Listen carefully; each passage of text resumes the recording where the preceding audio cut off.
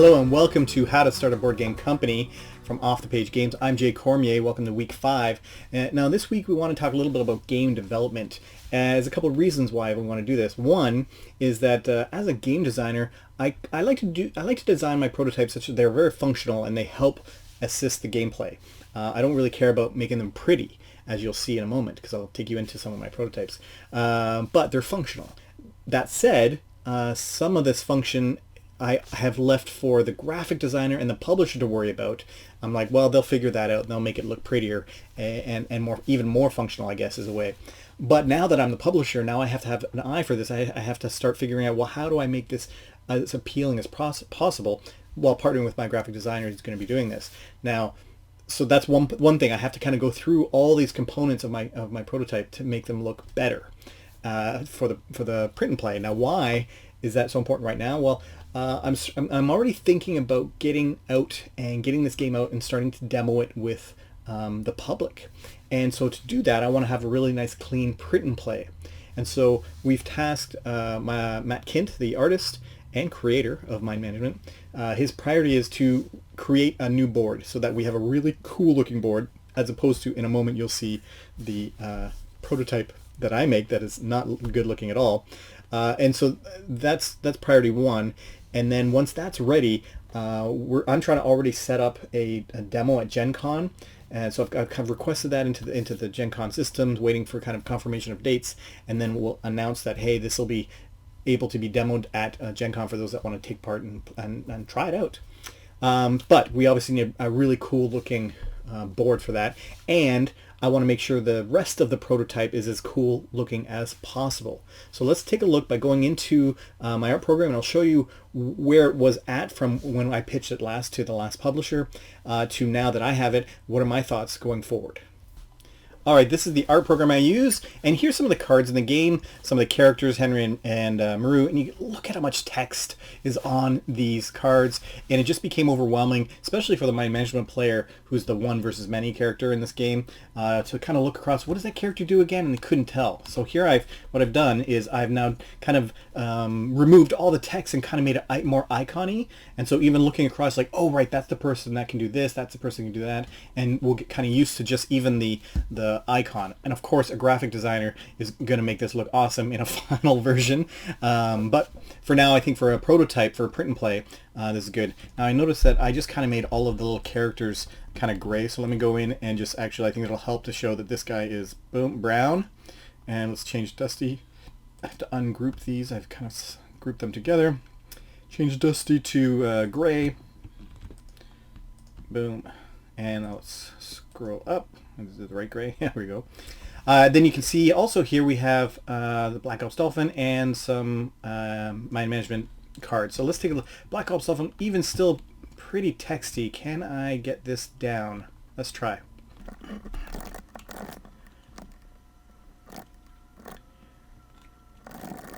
There we go. I think this is a much shorter than that. Yeah, that's just great. I think anytime you can reduce text, you can use the rule book to help clarify things if that's needed, but I think that's better. Now this is also super texty. I wonder if we can just get rid of this text entirely, because it really is just describing that motion in that kind of grid there. So let's put this off to the side in case we need it later. Let's grab this. Maybe I'll just put this here and make it bigger. And that'll be it. I don't know if that's enough. I think what I'm going to do, yeah, I think maybe I'll put a version of Pipe Girl. And again, this is just art that I found online of the characters. These will be all brand new art from Matt Kint in the final game, but this is just my prototype art. So, okay, there we go. So we'll put that, because it's trying to infer that Pipe Girl here is in the center space. Let me just kind of put white behind. There's no reason to be black. There we go. So, and then, I don't know if that infers that it can... Basically, the idea is she can jump diagonally is the kind of concept here. So I don't know if that makes sense. Maybe I need to add some arrows. Let me try this.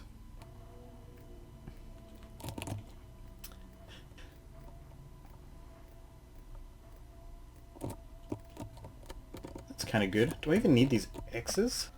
I think that makes sense, doesn't it? Like, I can jump diagonally from this character when used, can jump from there to that space.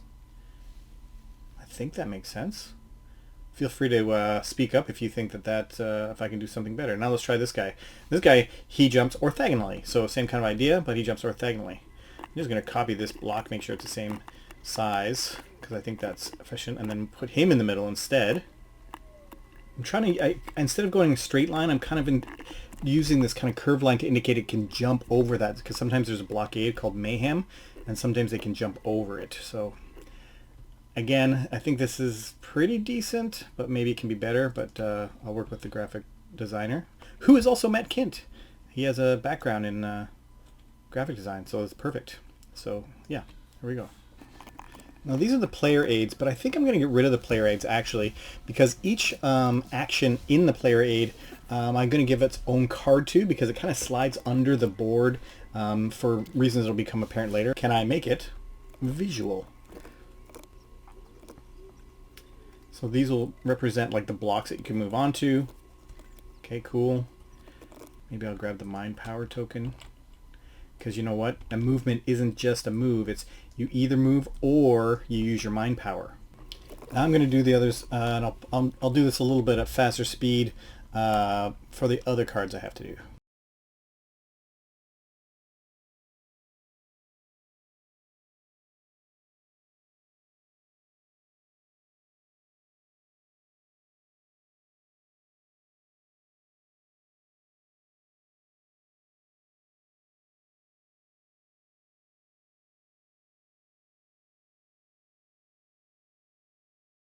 And then the same goes for the rogue agent players, the one versus many, so the many part of that.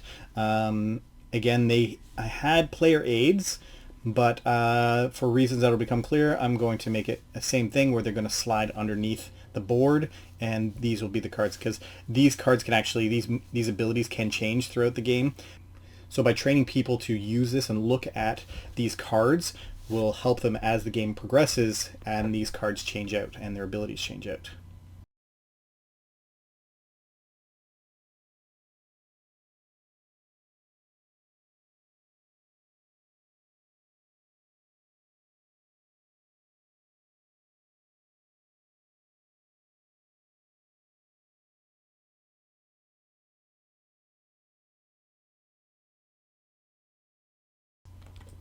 Okay, now this next part this is the board, and again, this is really janky art, right? This is just my clip art of the board.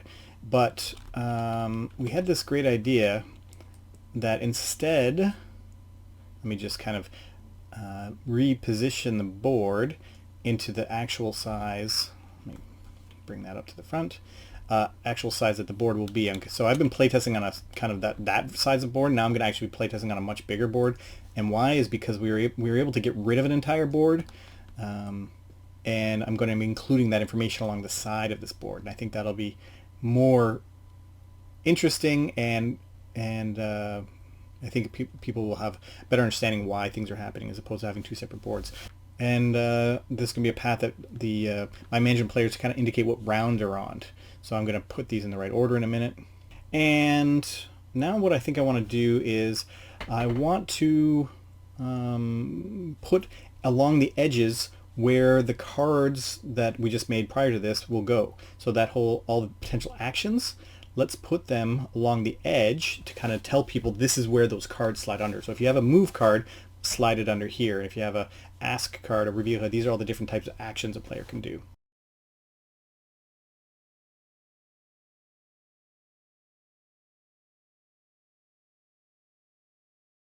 That was actually a couple weeks ago, and what's funny is since then, I've playtested the game, I've had other feedback, and even though the game has been done and has been signed and stuff, there's been some ways in how information can be presented that has changed even from then, and I'm going to take you through really quickly, even faster, some of the changes since those changes have happened. Check this out.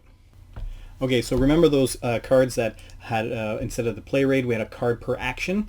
Now what I did was instead of putting the title at the top and the whole card would sit underneath, I put the title halfway through the card and then the kind of icon, and then I put all the text above it. And why I did that was it allows players to slide that card under the board all the way up to capture, even covering up capture, because it'll go right under the capture spot or the push or the move spot, and you don't need to see it. It kind of won't clutter the table with all this text. But if you ever have a question like, oh shoot, can I do that again? You can always pull this card out, kind of reread the rules, and then put it back in. I think that's kind of a neat way to do that. All right, so that's a little bit of a sneak peek of some of the things that I've been kind of now focused on, kind of looking at differently. Now that I'm a publisher, trying to figure out how to make this as eye-appealing as possible. There's many more things I've been working on the last couple of weeks that I don't have time to get into in every single episode here, so I'll figure out best time to do it. But already been working with a manufacturer, asking questions about different types of components, and is this possible, and can I do this, and trying to brainstorm. I think next week we'll get into details about talking about base versus deluxe versions and whether we should do that and what could be the differences, and go into details about that. That's it for me from Off the Page Games. I'm Jay Cormier, and this has been week 5 of How to Start a Board Game Company. Thanks. Have a good week.